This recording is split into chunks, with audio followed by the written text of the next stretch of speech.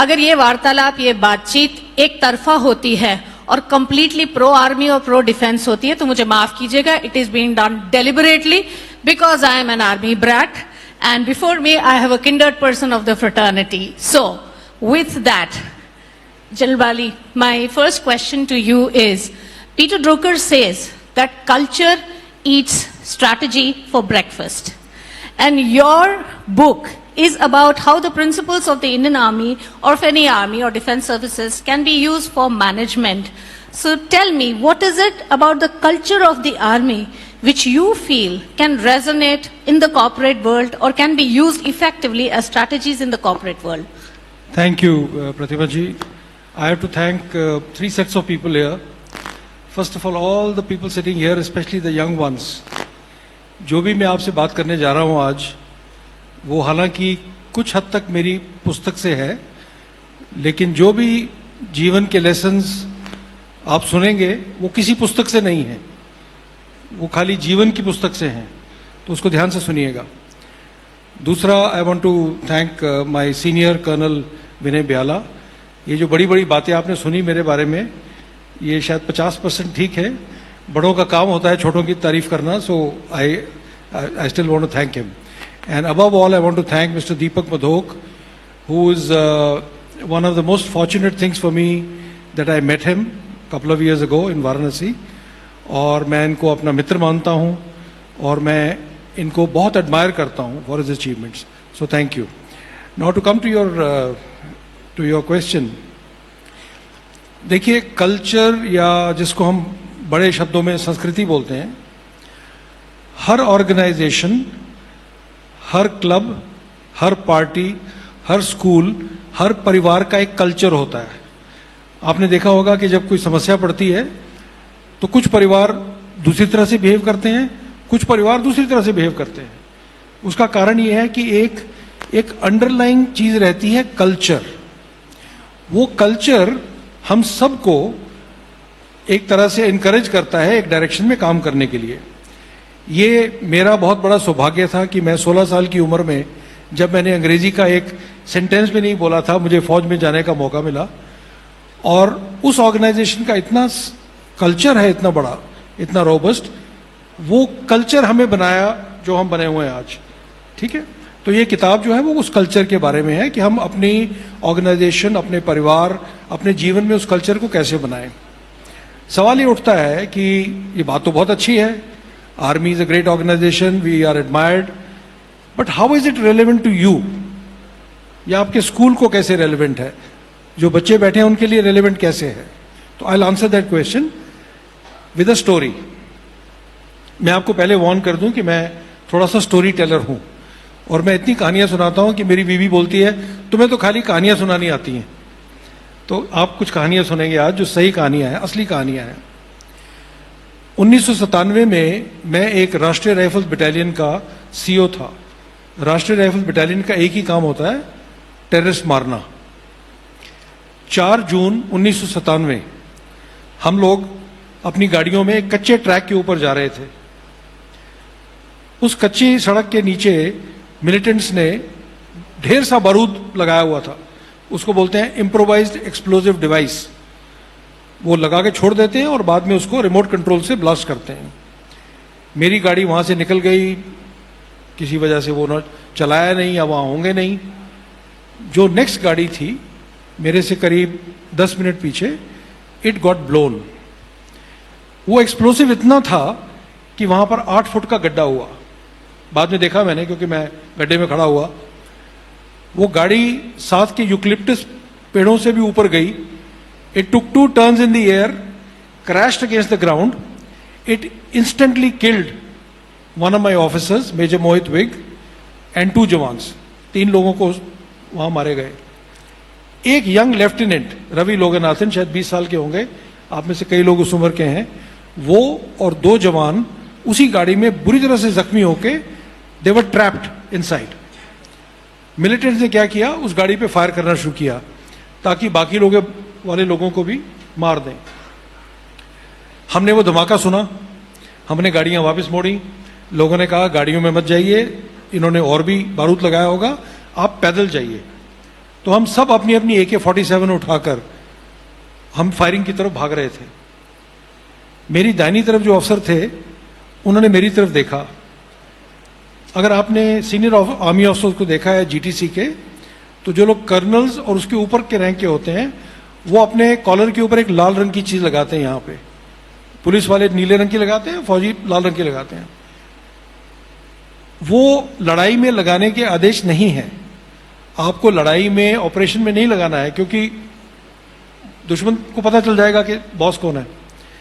मैं नया नया CO बना था, 10 ही दिन हुए थे। तो जो नया दूल्हा होता है वो थोड़ा टाइम लगाता है अपने कपड़े चेंज करने में। तो कुछ शौक भी था मुझे दिखावा करने का, तो मैंने वो लगाया हुआ था। तो इस अफसर ने कहा, सर इसको उतार दीजिए, आपको कोई मार देगा फिर मुश्किल हो जाएगी। तो मैंने कहा हाँ मैं उतार दूंगा। लेकिन मेरे माइंड में बहुत कुछ चल रहा था, क्योंकि I was in 30s, late 30s, और उस टाइम पे लोग मर रहे हैं, आपको डिसीजन लेने हैं, तो कुछ दिमाग में चल रहा था। हम भागते रहे। मेरी बाईं तरफ हमारी यूनिट का बारबर था, वो भी AK-47 उठा के अपनी वर्दी में था। उसने मुझे एक सबक दिया, जो सबक मैं जानता था, लेकिन उसने मुझे याद दिलाया जो लीडरशिप का सबसे बड़ा सबक है, जो आप सबको सीखना है। उसने मुझे कहा, सर मैं कुछ बात कहूं? मैंने कहा बोलो। कहने लगा, सर वो मेजर साहब ने बात की ना, बड़े पते की बात की सर, अभी आपको कोई गोली मार देगा फिर भगदड़ मच जाएगी। तो सर ये लाल लाल लगा के जो घूमते हो कोई बहादुरी थोड़ा है, और इसमें कोई ये तो लागू भी नहीं है। तो मैंने कहा, रूपलाल मैं समझ गया, मैं इसको उतारने लगा हूं। कहने लगा, सर ये मेरी सलाह नहीं है, आपको पहनना नहीं चाहिए था, लेकिन सर आप तो लीडर हो, आप तो कमांडर हो, पूरे जवान आपकी तरफ देखते हैं। सर अगर आपकी जान भी चली जाए ना, इसको आज नहीं निकालना, 3 महीने नहीं निकालना। किसी जवान को ये नहीं लगना चाहिए 2-3 लोग मरते हैं, हमारा CO घबरा जाता है। आप देखते हो कि कितना पावरफुल लेसन है ये लीडरशिप का।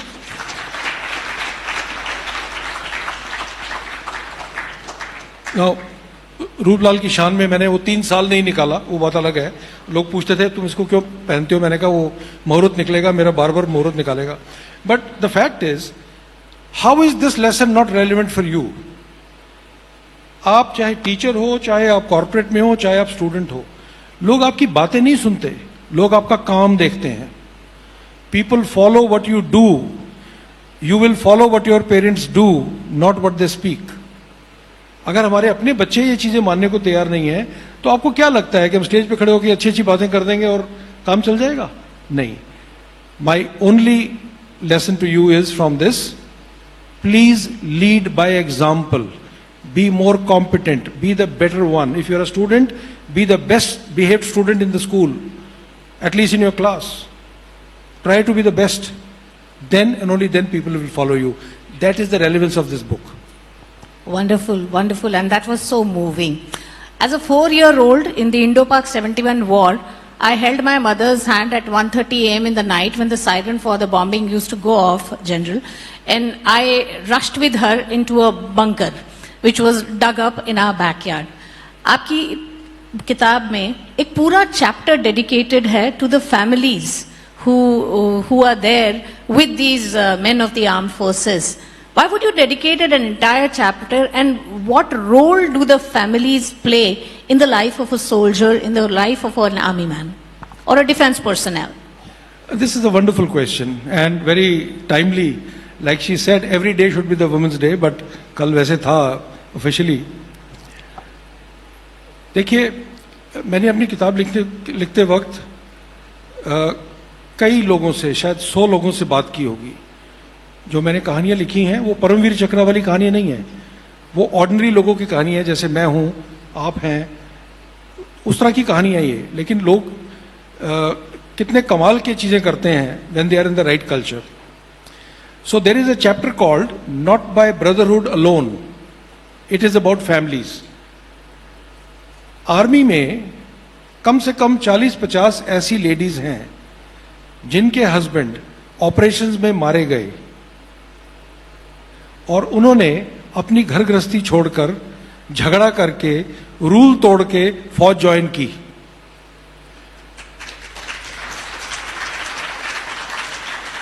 क्या आप कोई ऐसी ऑर्गेनाइजेशन सोच सकते हो जहां के आपका पति या पत्नी मारा जाए और आप बोले बस मैं इसी ऑर्गेनाइजेशन की सेवा करूंगी? अब उसमें ऐसी ऐसी कहानियां हैं। एक कहानी है मिसेस महादीक की, उनके हस्बैंड मारे गए थे। जब वो मारे गए तो मिसेस महादीक सीओ की वाइफ थी, यानी वो लेट 30s में थी, उनका वजन भी बहुत ज्यादा था। कोई रूल नहीं था फौज में ज्वाइन करने का। बाय द वे आर्मी में कोटा नहीं होता कि एक बंदा चला गया तो दूसरे को जॉब मिल जाएगी। उन्होंने एक साल लड़ाई की, डिफेंस मिनिस्टर के पास गई और फिर उन्होंने फौज ज्वाइन की। और ट्रेनिंग करते वक्त तो ऑलमोस्ट उन्होंने मुझे कहा मैं मरने वाली थी, मुझे मालूम ही नहीं था कि ट्रेनिंग में क्या होता है। और आर्मी की ट्रेनिंग में लड़कियों को और लड़कों में फर्क नहीं डाला जाता, कोई स्टैंडर्ड वही है बिल्कुल दोनों के लिए। इसी तरह से कहानी है एक लड़की की, Nitika Kaul. Nitika Kaul, I have never met her but I have seen her pictures. She looks like a model and she used to work for TCS. She was doing so well that TCS had promised her to be posted in London. Her husband, Major Dhondial, they got married, and after 10 minutes, Major Dhondial died in an operation in Kashmir. तब तक नितिका कभी किसी फौजी unit में नहीं गई थी। तो जब मैंने नितिका की इंटरव्यू की, मैंने कहा देखो तुमने इतना झगड़ा करके अपना TCS का जॉब छोड़ के OTA जाके अब तुम अफसर बन गई हो, लेकिन तुम्हें तो फौजी कल्चर के बारे में पता ही नहीं था। तो why did you do it? Is it for the love of your husband? Why? उसका जो आंसर था वो उसने मुझे चौंका दिया। She said no sir. मेरे जो हस्बैंड थे वो एक आर्मी ऑफिसर के बच्चे थे, and he was the only son. After he died, my mother-in-law requested me. She said, we have lost one child. Can you please take his place in the army?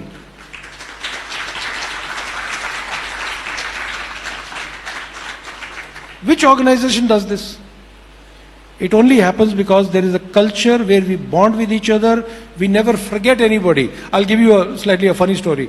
So 1990 में मेरी regiment का golden jubilee हुई।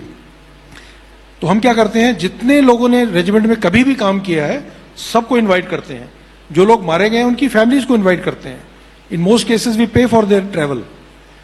जब हमने list बनाई तो उसमें एक नाम था हबीबुल्लाह खां खटक। वो कप्तान थे। जब पार्टीशन हुए तो वो पाकिस्तान में थे, तो वो पाकिस्तान में ही रह गए। वहां पे वो पाकिस्तानी आर्मी के वाइस चीफ बन गए, चीफ ऑफ जनरल स्टाफ। हमने उनको भी एक फॉर्मेलिटी के तौर पे न्योता भेज दिया। वो अपने देश की सरकार से लड़के पहुंच गए। जब वो पहुंचे, we realise he is the senior most among us. He became the chief guest in every function we had. We don't forget anybody. And general Habibullah told me, I was a major, he said आपने मेरी जिंदगी के 5 साल बढ़ा दिए। So this is how organisations, don't forget, bond with each other, take care of each other. If you have an alumni association, that is what you need to do. Last thing I will tell you is, I have a friend, Girish Kumar. He was a wing commander, फौज से, मेरे coursemate हैं। उनकी wife मेघना, जो Twitter या x के ऊपर काफी शी इज वेरी एक्टिव, उनका एक ही लड़का था, Akshay. He was a major, he died in an operation. Only son, 7 years ago. You know what they have done since in 7 years or 8 years? They have started an organization to help those children जिनके पास resources नहीं है लेकिन जो army join करना चाहते हैं. They are still serving the army. So I want to close this by saying families are a very important part of our lives. They can do wonder for us, provided we take them with us.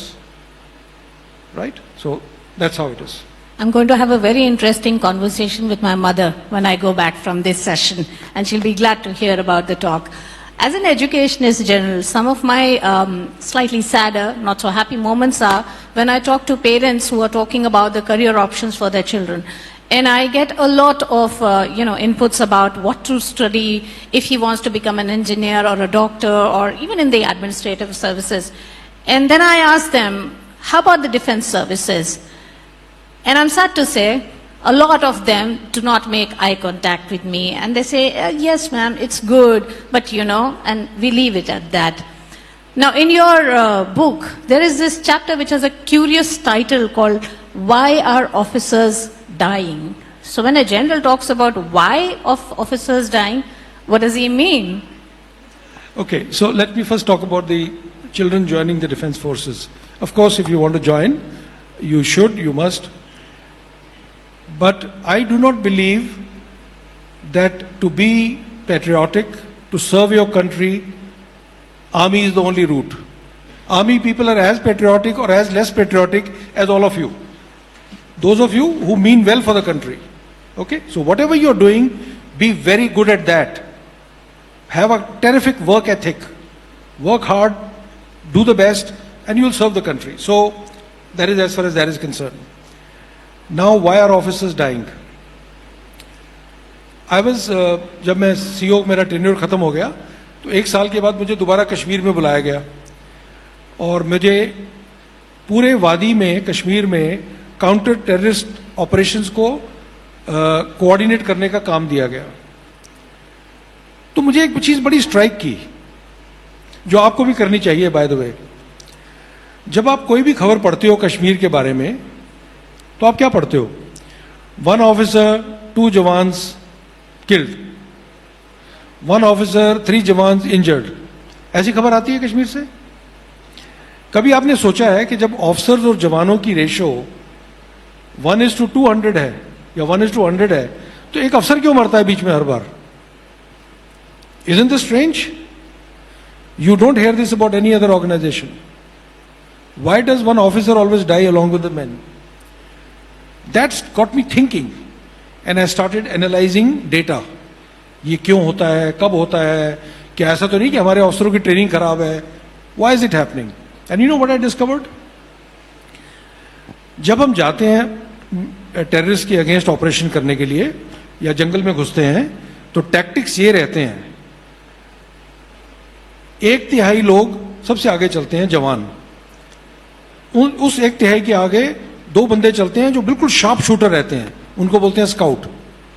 1/3 के पीछे चलता है officer और उसका महकमा, ताकि उसको आगे की खबर मिलती रहे, वो डिसीजन लेता रहे. और 2/3 जवान पीछे चलते हैं.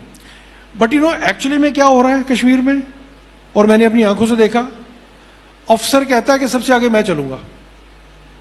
I will protect the people walking behind me. And that is the reason when the first shots are fired, sometimes you will find an officer dying. अगर आपने वो शेरशाह पिक्चर देखी है, तो Vikram Batra, how did he die? Vikram Batra was taking part in an operation.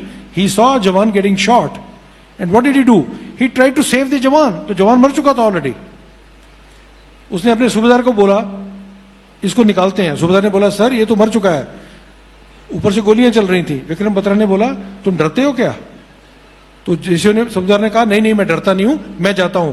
तो उन्होंने कहा, नहीं तू मत जा, तेरी तो शादी हो चुकी है, मेरी तो शादी भी नहीं हुई, पहले मैं जाऊंगा, पहले इसको मैं बचाऊंगा. And he got shot in the head. So once again we come back to the same lesson. People who work under you want to feel safe. They want to feel protected. They want to be taken care of. In the army we do it physically. What should you do when you become a leader? आप अपने लोगों को ऐसे safe होने की वो दीजिए impression by taking care of their growth, taking care of their interest, taking care of their competence, by not being biased, by not being sarcastic. That is the lesson. General, of course, you have a plethora of experience and you have these wonderful anecdotes.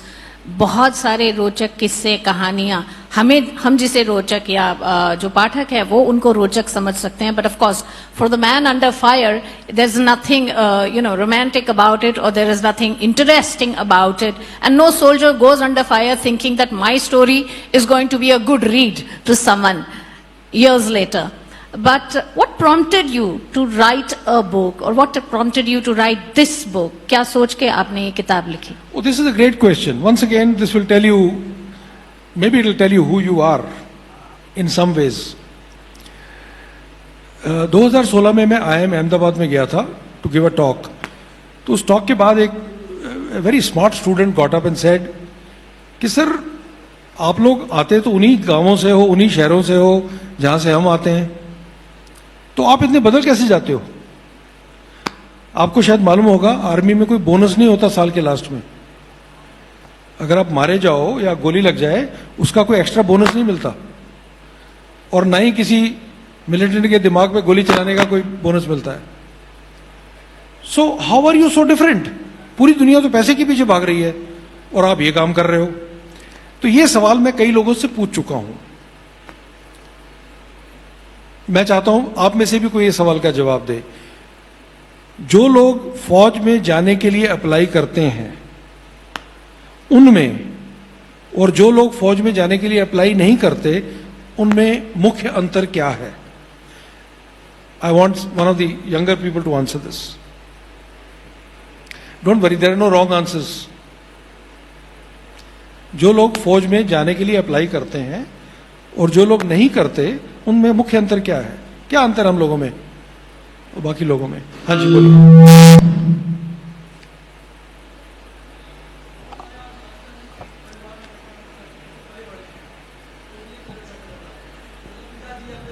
Inspire हुए हैं तो भी जाते हैं लोग army में.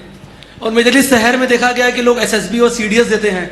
ये ग्रामीण क्षेत्र में लोगों में अभी भी रुझान है कि हमको जाना है फौज में. ओके, सो आपका कहना है कि लोगों दूसरों का एग्जाम्पल देखकर, ये बात आपकी सही भी हो सकती है, लेकिन फैक्ट ये है कि मेरे पूरे परिवार में कोई फौज में नहीं गया पहले. मैं अपने मदर की तरफ और अपने फादर की तरफ एक ही लड़का था और मैं फौज में गया, तो वो भी हो सकता है. फर्क क्या है अंदर, क्या फर्क है? हाँ,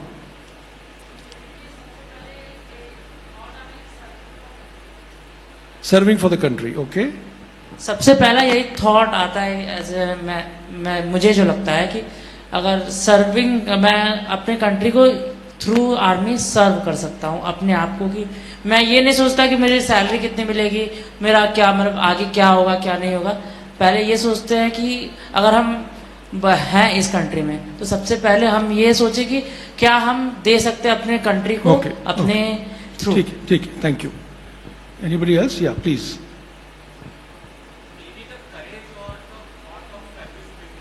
Okay, courage and service before self.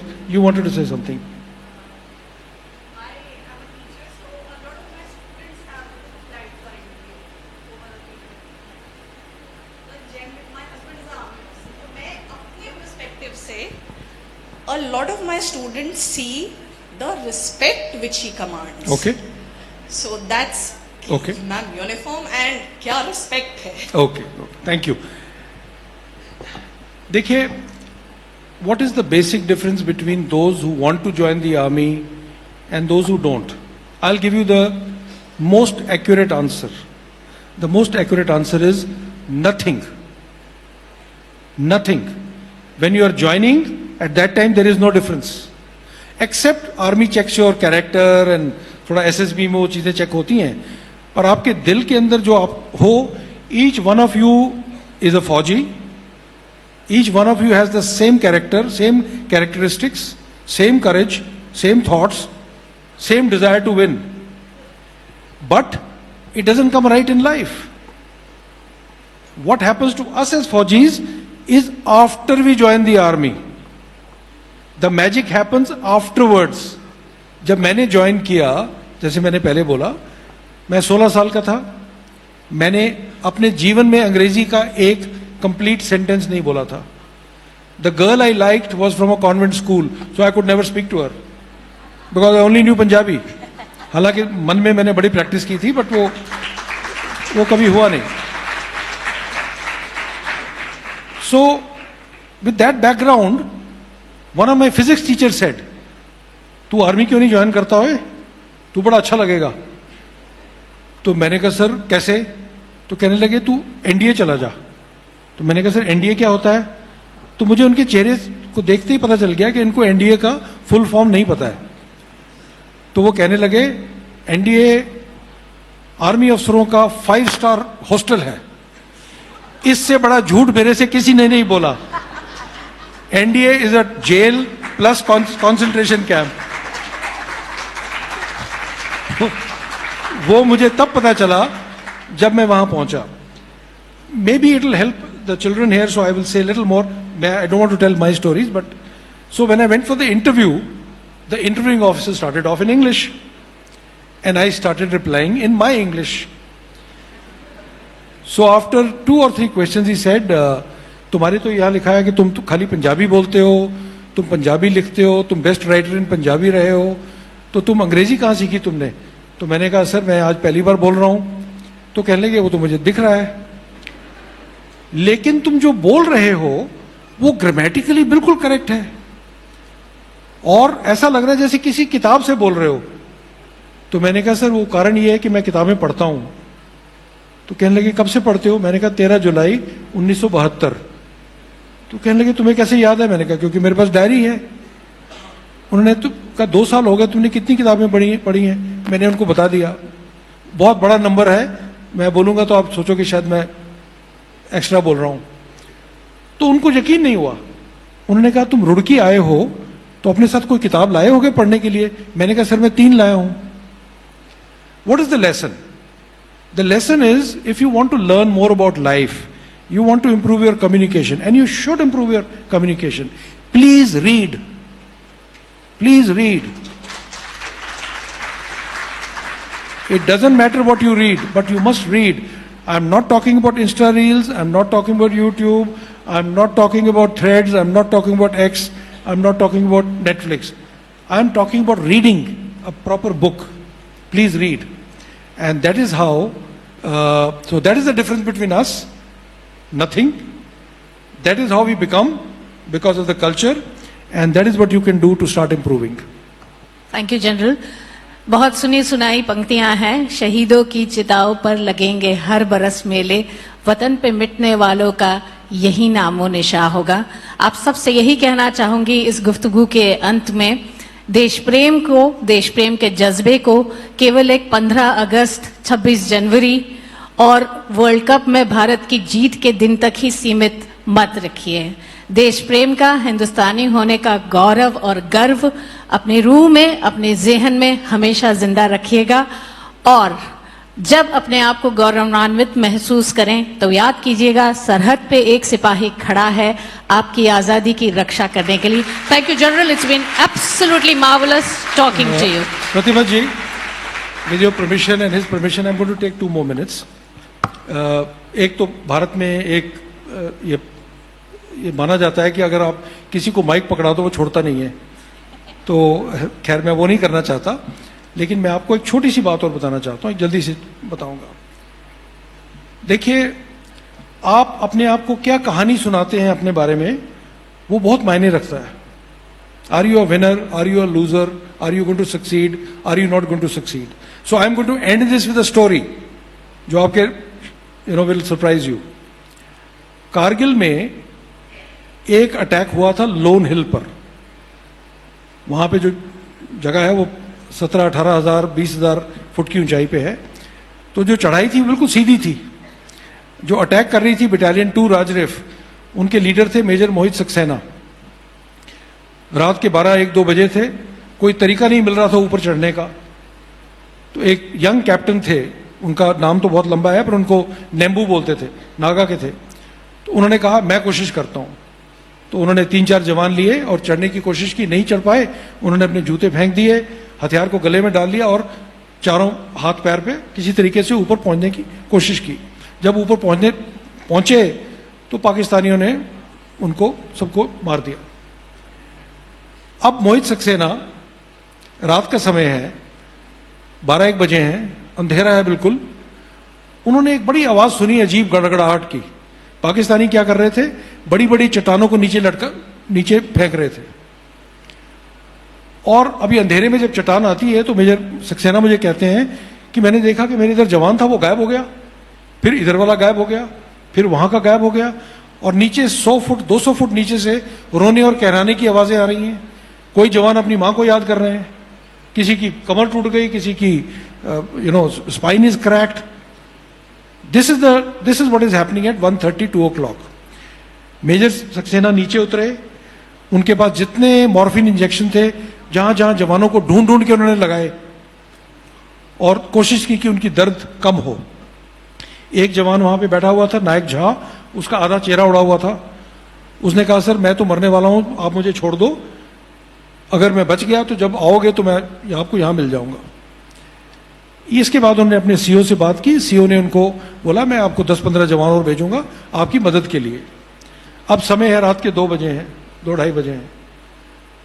मैंने मेजर सक्सेना से ये पूछा, तुम 30 साल के थे, तुम्हारे दिल में क्या चल रहा था, तुम्हारे दिमाग में क्या चल रहा था उस टाइम पे?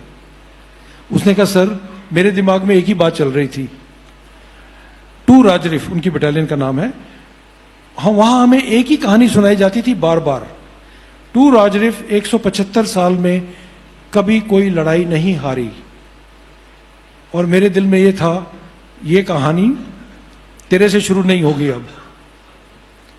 वो फिर चढ़े रात को, फिर ऊपर पहुंचे, सब पाकिस्तानियों को मारा, लोन हिल पे कब्जा किया।